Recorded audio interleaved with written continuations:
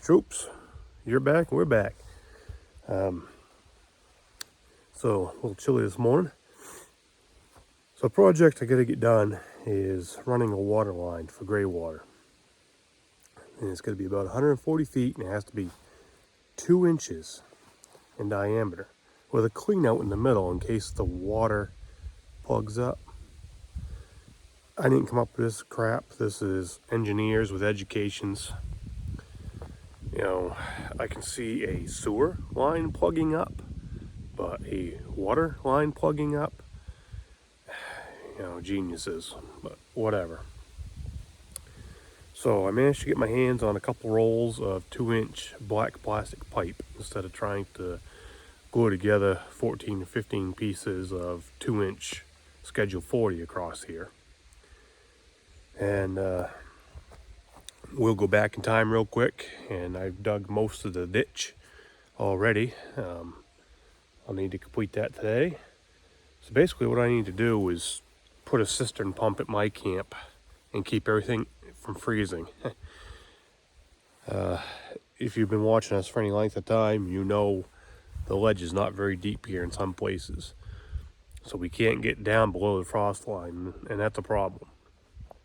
So trying to insulate everything, and hopefully it doesn't freeze up.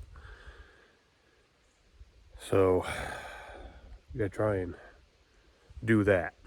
Now on the septic plans this guy drew up, you know, he just says run from here to here, protect from freezing. You know, he doesn't tell you what to do to protect from freezing, because then if it freezes, you can't go to him and say, well, it froze.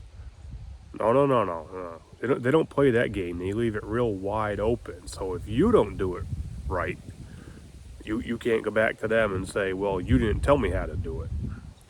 Yeah, gotta love it. Oh, it's just a friggin' game.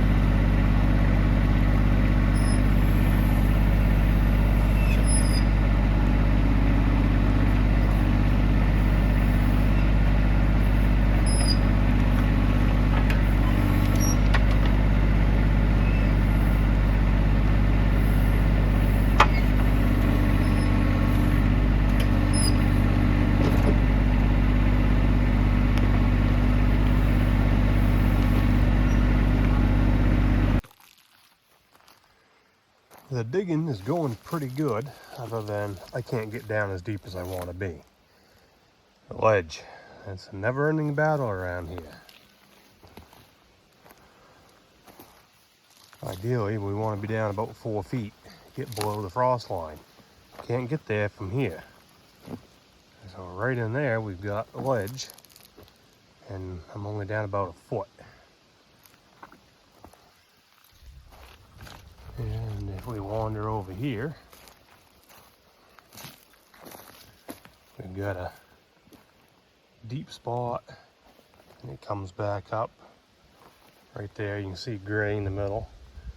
There's more friggin' rock. Humps up.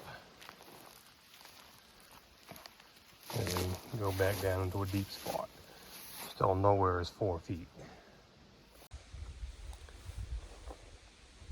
So this bit of ditch that I have dug so far, I'm going to start uncoiling some pipe and laying it in here, try and get it hooked up on the leach bed end. And then we'll start getting it covered, start cutting some foam board. They don't give that away. And we'll get to the end of the ditch toward my camp, and then I gotta dig some more. So we'll see how this goes.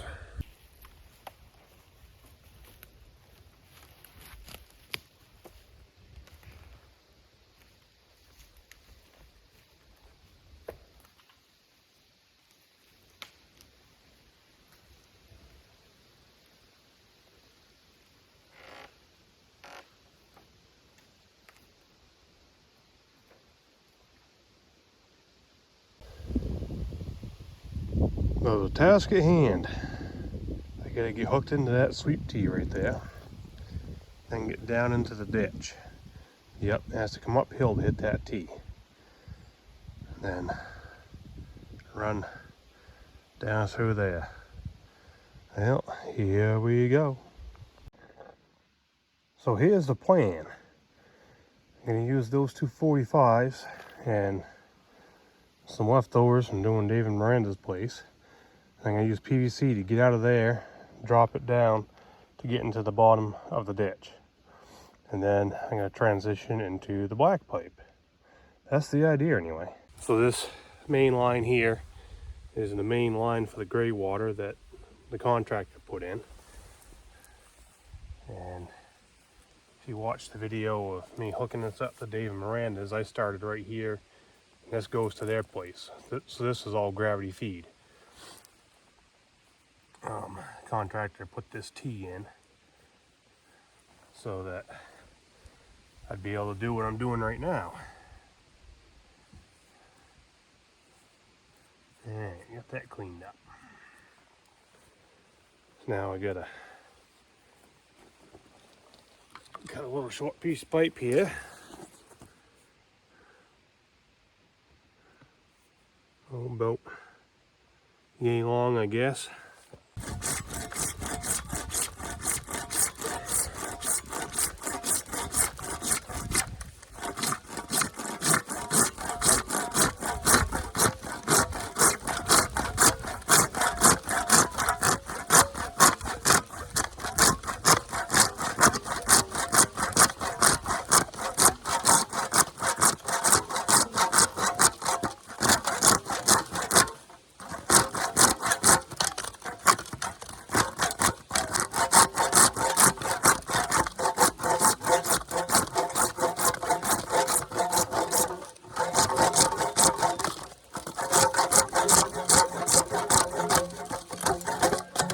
There we go.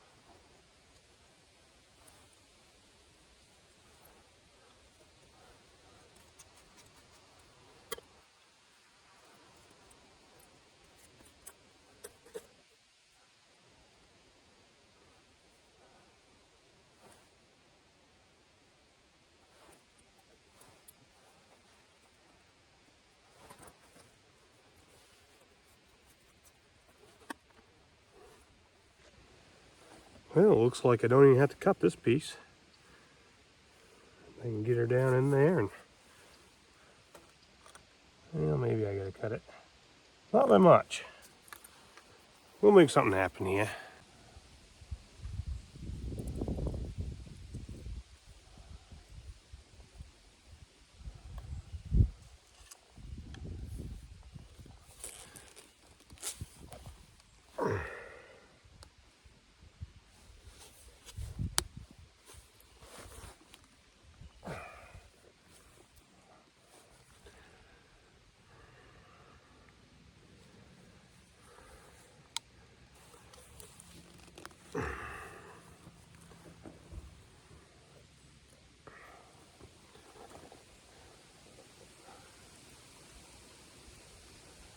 A big old bag of snot, doesn't it?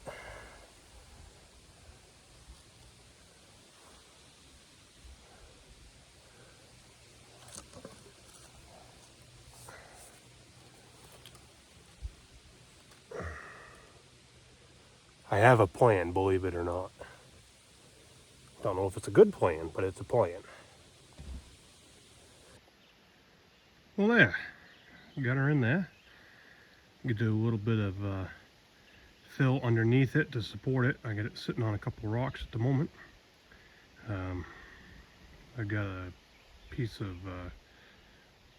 coupling on there, straight 2-inch rubber coupling. That's what I'm going to use to join the black pipe to the PVC.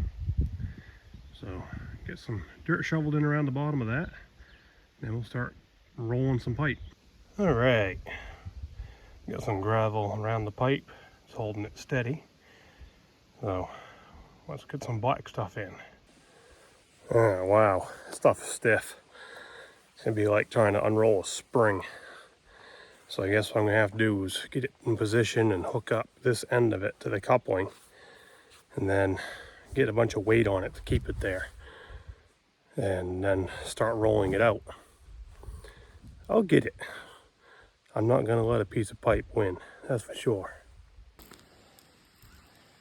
I'm cheating a little bit. I got the propane torch out, started heating that up, trying to get that curvature out of it for a little ways.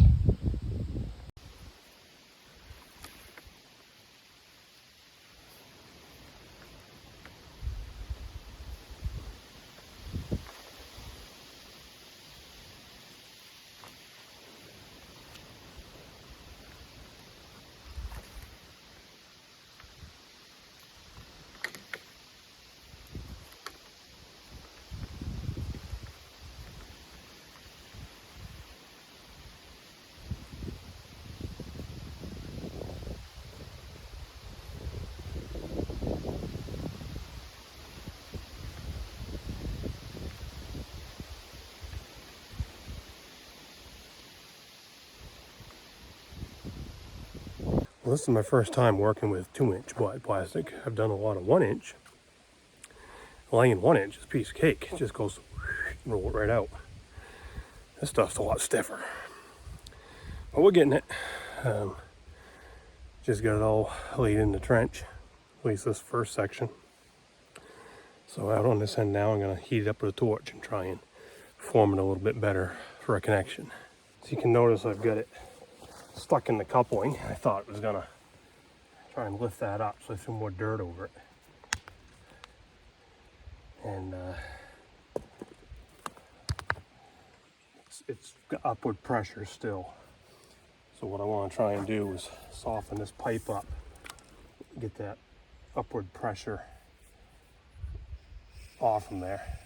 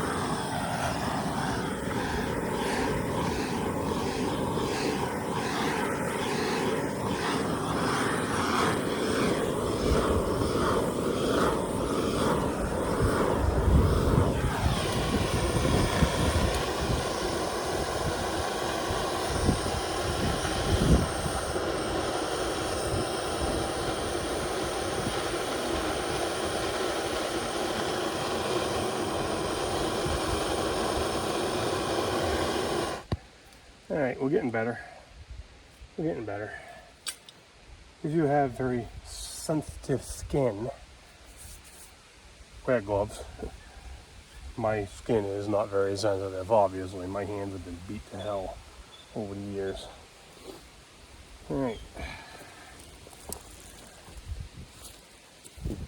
So, if I was to come right back in here, lift that up just a little bit, I think we can get there. We're almost there. All right, we got it. Good enough. This does not have to be a perfectly straight connection.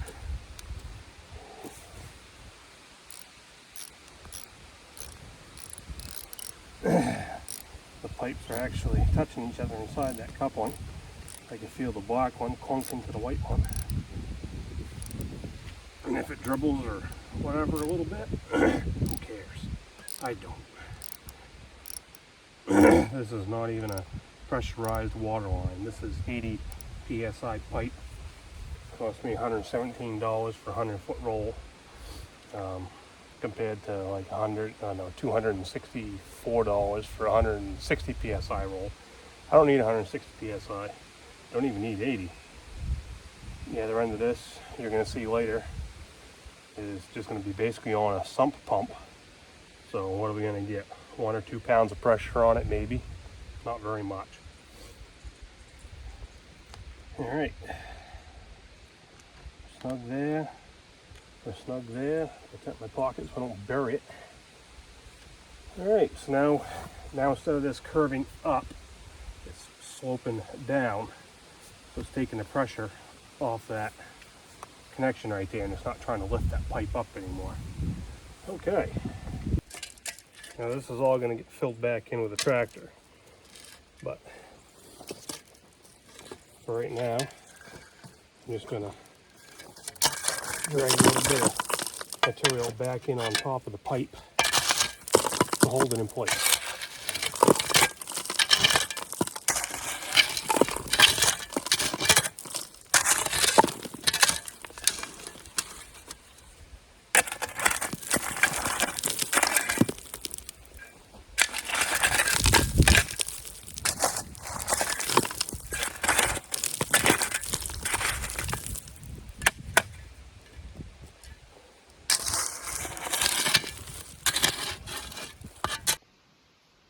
Just like that. Don't need very much, just get it covered over in good shape. Keep it from wiggling around in there. So I want to try and keep it in the middle of the ditch. So when I put the foam board in, the foam board will go side to side. I want the pipe in the middle, and the idea of that is to keep the frost off the pipe. So up here in the north, you want to try and get stuff below the frost line. Well, can't do that. Right there is only about 6 inches down. That's a far cry from 48. And you see ledge right there. Can't do anything about it. So we're gonna get it centered up. Just keep covering the pipe, and then we'll get the foam board out. We're gaining on it. Well, I've about reached the halfway point here and got the pipe covered pretty far. And I've got, I don't know, another 35, 40 feet of pipe going toward my place. I have to cut the friggin' thing here and put in a clean out, you know, because education's say we don't want to use common sense here for a water line. So anyhow, what sucks with this is instead of just being able to run this line continuous and then tag on another piece of line to finish, because I have another 100-foot roll of this, I got 2 choices. I can put in another coupling, or I'm going to have a short jag off this, and then I'm going to have to start my other 100-foot roll right here and continue on with it, which is probably what I'm going to do. There's one less connection to deal with. So my plan for doing the clean out here, I'm going to show you, is using more rubber couplings called Ferncos.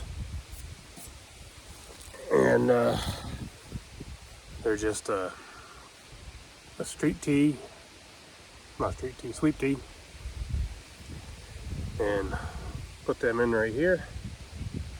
So I plan on doing 2, one going each way in a crisscross. Oh, this crap I've been coughing up for the last 2.5 months looks just like the pipe goop. Pipe cement, nasty. Well, I guess I'll hack this off and we'll stick a couple Ferncos in here and see if we can get another roll of this stuff straightened out. Right here I'm only, I don't know, 10 inches under the ground, because we're on the ledge right there.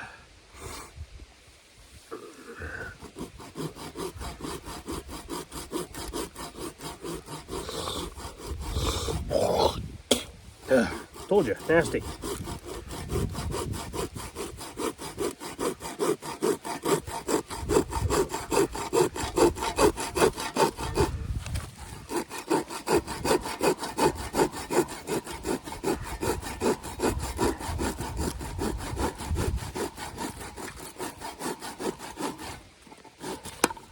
There we go. All right, so now what I gotta do is chop off another small piece here. Go somewhere right about in here.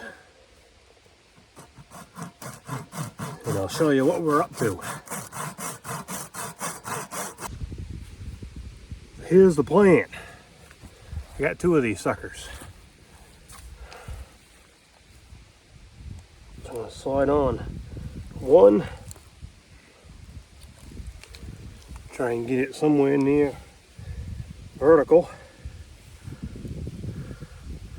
Now again, on the plans this fella drew up, he doesn't tell you or show you how to build the clean out.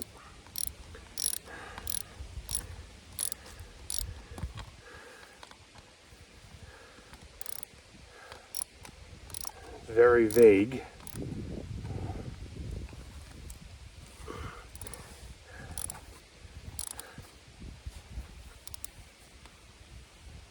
Alright, and this is going to go right in here, like this.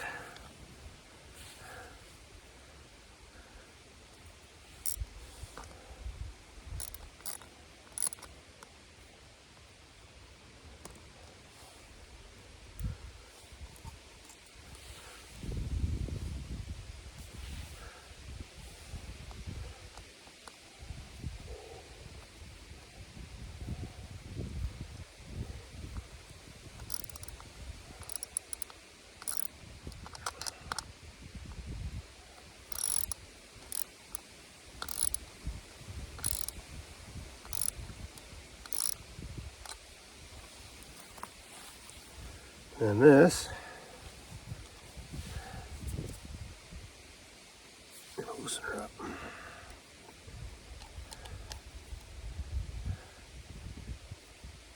Is going to go on here like this. In just a second, I'll explain to you what we're doing. You might think I'm crazy, but when I explain it to you, it'll make sense. So downstream is that way. So why do I have this? Well, it's called a crisscross cleanout. And I learned this about 20 years ago from a master plumber when we had to dig up a 4-inch, I think it was a 4-inch, maybe it was a 3-inch, because I don't think they did that right, sewer line with no cleanouts whatsoever in it. That was running about 250, 300 feet. Well, when we got done putting it all back together, we had cleanouts. So let's pretend this is a piece of PVC pipe. Let's pretend this is a sewer line with solids going down it, okay? So let's say it did plug up and you had to snake it. If you only had a T going and pointing downstream, you can only snake one way, right? So unless you have access from the end, like in a basement, you can't snake to this point, because you're not going to be able to get back through that way. So what you would have to do is pull a toilet, make a mess in the bathroom, and then have a big, nasty, rusty, crappy snake in your bathroom to snake down through the toilet drain to be able to get from there to this point. That's pretty gross, and it's a real pain. So you can go from this side and go back this way to get to your house. Now, the reason this is on this side and this is on this side, if this was reversed, you would have a dead space in between them, because this point's upstream and this point's downstream, right? You don't want that dead space. Am I making sense now? So let's say this was a real sewer line and it plugged up. You don't have to pull anything in the house.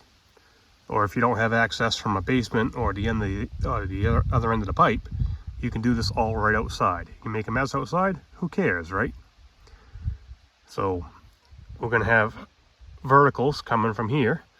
So you can pop each cover off the vertical, drive a snake in this side, get up that way, drive a snake in this side, get down that way. There's no dead space. You can snake both ways. Makes perfect sense, right? Very, very simple. Down at the house, my main sewer line, it's not that long from the house to the tank. It's only, I think, 15 feet, something like that. And that's how I have it set up. I have a crisscross clean out. So if I ever should have to snake that, I don't have to pull a toilet out because I'm on a slab. Don't have to make a nasty mess in my bathroom. Nope, I just go outside, unscrew a couple covers in that main line, and I can snake back right to the toilet, and I can snake right down to the tank. No dead space in the middle. Think ahead. I got it in there. Been working on getting a little bit of material shoved down in there around it and on top of it. Holder in the ground. And I can continue on that way. Now I can put a couple risers in. There, I got my lawn ornaments in, my risers in. I'm gonna work on shovel filling around there, get them buried. I'll get them plumbed up as I go along. So here's the plan. Hopefully it works or helps. Try to insulate this pipe.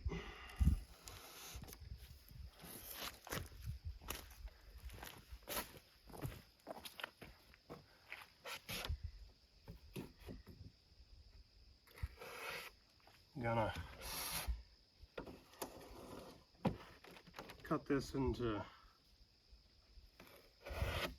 1 foot pieces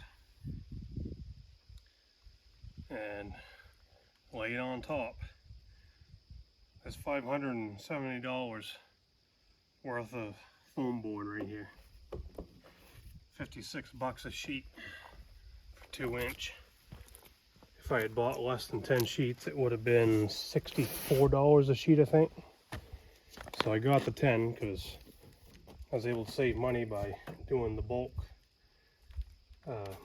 purchase, and it ain't gonna go to waste. It'll get used here. Anything that's left over from this project will certainly get used in another project.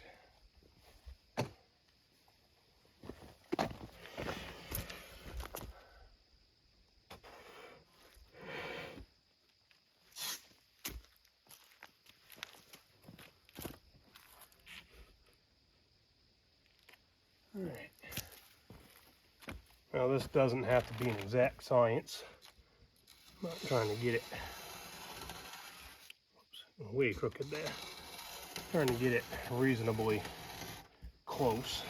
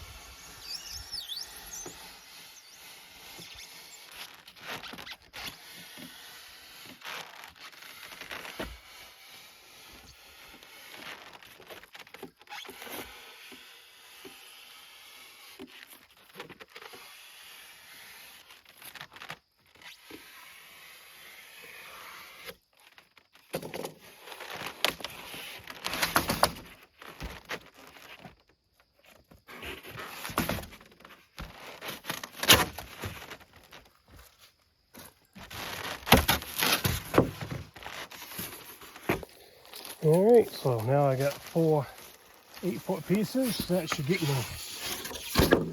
about 32 feet.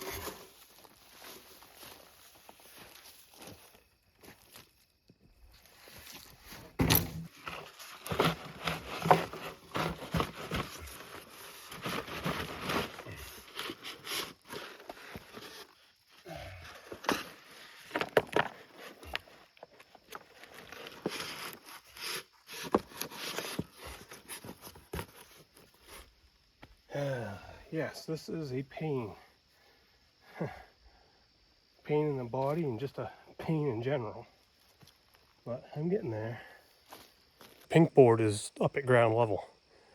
At some point, I need to get more gravel in here and just try and get more soil on top of this. You probably noticed there's some black wires running in the trench now. All that is direct burial category 5. Dave says, well, if we get a ditch running between basically the 2 cabins now for the most part. He goes, we ought to put some Cat 5 in there. I can do really cool stuff with Cat 5. Well, okay. So we got a 1,000-foot spool of it, pretty cheap. So I ran 2 lines. That's what he told me to do, put 2 lines in there. So my experience with doing networking and Cat 5 is crawling around in basements and little tiny nooks and crannies to run it, staple it, stuff it up through holes to somebody on the next floor above or below, and feeding it. Hooking it all up, he can get a clue. That's his department. We'll show you that sometime in the future. Yeah, my mama says I'm special. Yeah, I gotta be special, I tell you. Well, back to the ditch. Hey, look at that. I've made it to the pipes. What a pain. Anyway, we're here. So, that should give me a mark. Now I have a mark, we make a hole.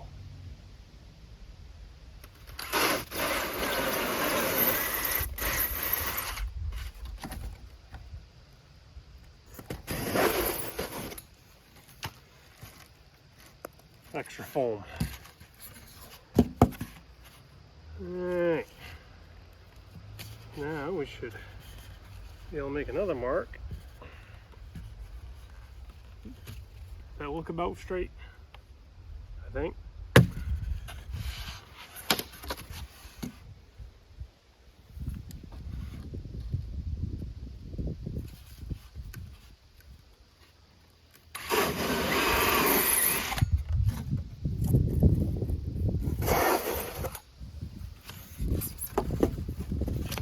Let's see if we can get her in there.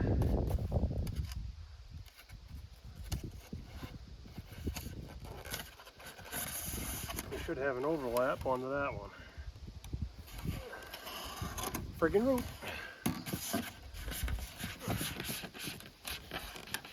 Another root over there. Alright, well, that's gonna work. Just gotta get it around the roots and everything and get her sunk down in there. Well, that was easy. That was a 2.5-inch hole saw. We've got a collection of hole saws here. So, zing zing, done. You know, it's real nice not being up there on the roof. We haven't had any rain yet to really test it out, but we will in time. Well, I have reached the end of the ditch, so I need to continue the ditch over to the building. The reason I didn't before is because that ditch has to go through the road we used to get to the workshop slash storage building slash woodshed slash catch-alls slash everything else at the moment. So we didn't want to have that all dug up. So that's why I stopped at the edge of it. So I'm gonna dig across that, get that finished up, and then can finish running the pipe and wire and foam. I don't think it's gonna be all done today, but should be all done tomorrow morning, I think. Okay, need to get from the wall there right across to there. I don't know, 30 feet. So here's the driveway we didn't want to dig up.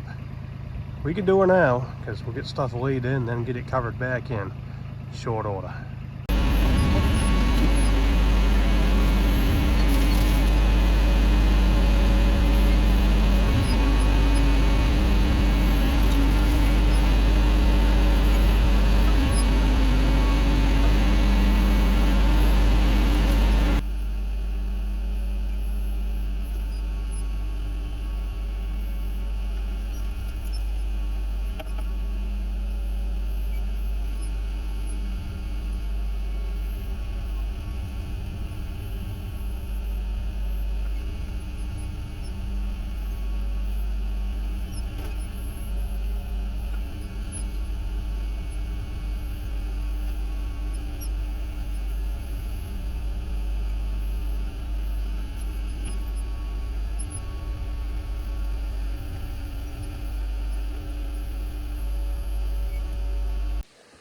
Well, let's see how we've made it here. Look familiar? Hey, look what I found in there. No, that's not a trash can. We'll get more into that tomorrow. That's going to be the sump for the pump. I get an idea about how to install that, and I'm going to run it through Dave tonight, see what the wizard thinks. All right, so I get my ditch out through here. Here's our road out back. So I've got it down deep enough that we don't have to worry about crushing it really till we get to this point, which is kind of about 4 feet into the road. And we get a mound of ledge. So from right there to right there, it humps up. I ain't gonna get through that.